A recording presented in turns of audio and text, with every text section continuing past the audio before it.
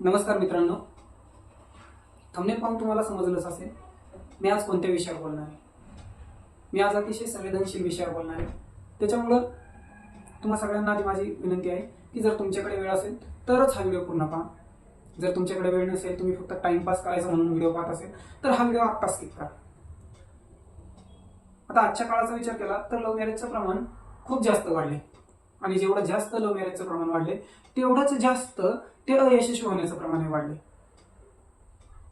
जुने लोक म्हणायचे की लव्ह मॅरेज टिकत नाही, आणि जेव्हा अशा काही घटना घडतात, वाचल्या जातात, पाहिल्या जातात, तेव्हा त्या जुन्या लोकांचं म्हणणं खरंच वाटतं. आज मी तुम्हाला अशीच एक घटना सांगणार आहे.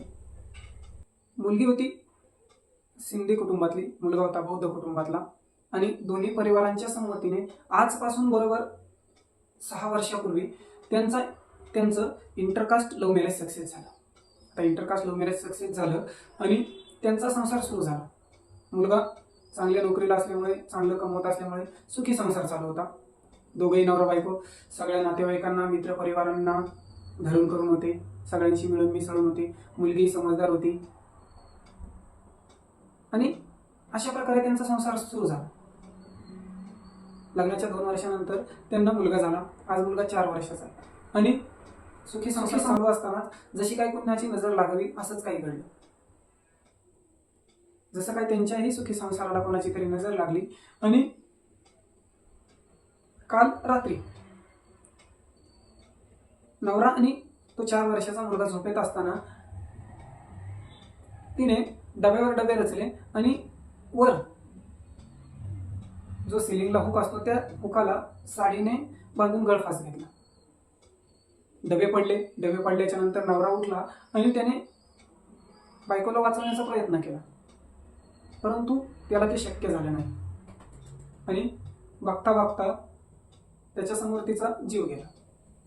मागे उरला तो म्हणजे नवरा, 4 वर्षाचा मुलगा आणि तिने सोडलेली सुसाईड नोट.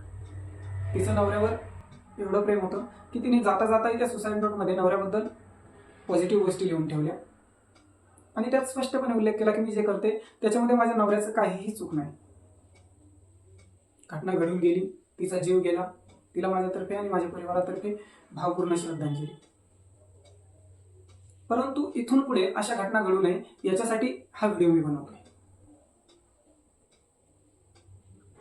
मला एक कळत नाही, जगाचा, मित्रपरिवारांचा कोणाचाही विचार न करता तुम्ही लव्ह मॅरेज करता, तेव्हा एवढी हिंमत करता.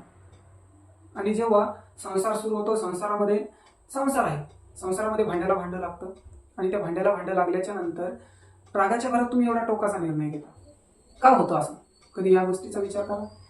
झाली गोष्ट ती घडून गेली, परंतु असं होऊ नये याच्यासाठी आपण आपली प्रायोरिटी बदलली पाहिजे. जोपर्यंत तुम्ही रिलेशनशिपमध्ये आहात तोपर्यंत तुमची फर्स्ट प्रायोरिटी तो किंवा ती असणे साहजिक आहे.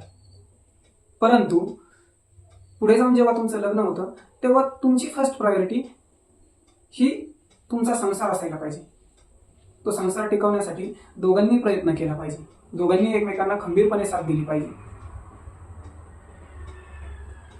पुढे जाऊन लग्न झालं, संसार झाला आणि संसाराच्या नंतर जेव्हा लेकरं बाळ होतात तेव्हा तुमची फर्स्ट प्रायोरिटी हा तो किंवा ती नसून, तुमचा संसार नसून तुमचे ते मुलं असायला पाहिजे. आज त्या मुलांनी तुमच्या जीवावर या जगात जन्म घेतलेला आहे.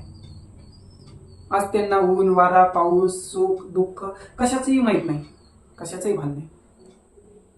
आणि तुम्ही दोघं शिल्लक गोष्टीवरून भांडता आणि त्या शिल्लक गोष्टीचं रूपांतर अशा काही घटनेमध्ये घडतं की ज्याचे परिणाम त्या लहान लेकरांना आयुष्यभर भोगावे लागतात. आज ती मेली, ती सुटली, मागे राहिलेले 4 दिवस रडतील, 8 दिवस रडतील, महिनाभर रडतील, 2 महिना रडतील, वर्षभर रडतील, कालांतराने तेही विसरून जातील. परंतु तिने जे पाऊल उचललं ह्या गोष्टीची, हे तिच्या पावलाची शिक्षा मिळणार आहे ती आयुष्यभर त्या लहान मुलाला. सगळ्यांना सगळं काही मिळेल पण त्याला आई कधीच मिळणार नाही, कधीच.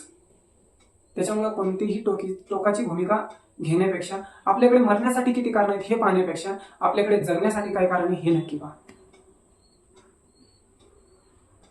कमीत कमी त्या जीवाचा तरी विचार करा का आपण गेल्याच्या नंतर त्या जीवाचं काय होईल. आजही तो मुलगा येणाऱ्या प्रत्येकाला विचारत होता, मेरी मम्मा कब आएगी, मेरी मम्मा कब आएगी, आणि उत्तर कोणाकडेच नव्हतं.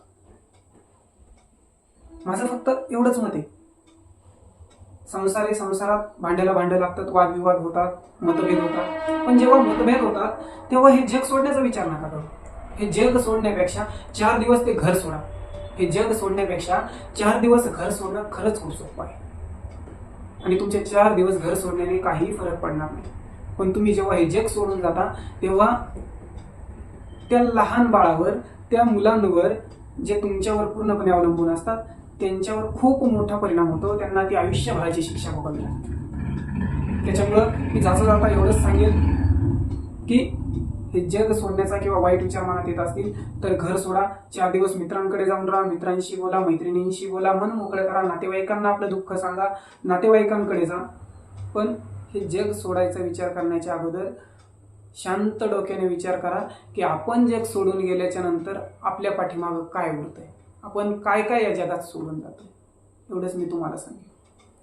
हा व्हिडिओ जर आवडला असेल तर लाईक करा किंवा करू नका, कमेंट करा किंवा करू नका, पण हा व्हिडिओ तुमच्या त्या मित्रांना फॉरवर्ड नक्की करा ज्यांनी लव्ह मॅरेज केलंय किंवा लव्ह मॅरेज करायचा विचार करताय.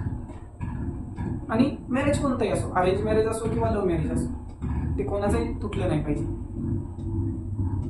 कारण एक लग्न तुटल्याने फक्त 2 जण विभक्त होत नाहीत, 2 कुटुंब विभक्त होतात, 2 कुटुंबामध्ये शत्रुता वाढते आणि त्याचे परिणाम सगळ्या नातेवाईकांवर होतात. त्याच्यामुळे हा व्हिडिओ जास्तीत जास्त फॉरवर्ड करा.